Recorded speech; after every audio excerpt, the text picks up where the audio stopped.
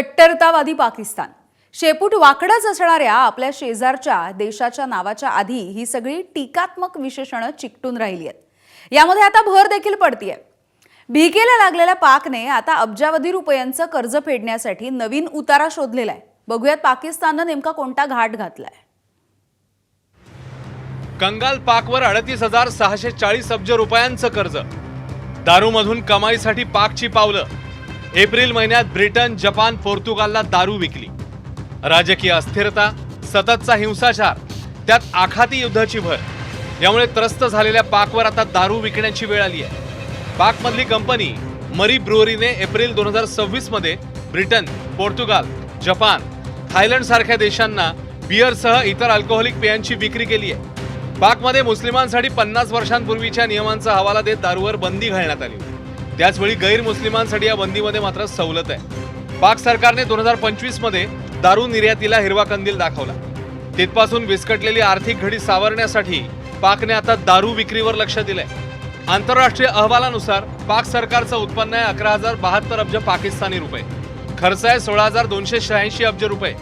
कर्जाचं व्याज फेडण्याकरता पाकला लागतात 8,200 अब्ज रुपये।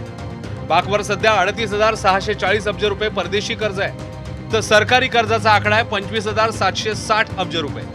कर्जाच्या खाईत पुरता अडकलेल्या पाकने आता यामधून डोकं वर काढण्यासाठी मद्याचा आधार घेतलाय। दरम्यान शरिया कायदा दारू विक्रीबद्दल काय सांगतो हेही आम्ही तज्ञांकडून जाणून घेतलं। जो किताब है, आसमानी किताब कुरान जिसको बोलते हैं, उसके अंदर साफ तौर से लिखा हुआ है कि इन्नमल खम्र वल मैसिर वल अंसाब वल अज़लाम रिजसुम मिन अमली शैतान फजतनिबू।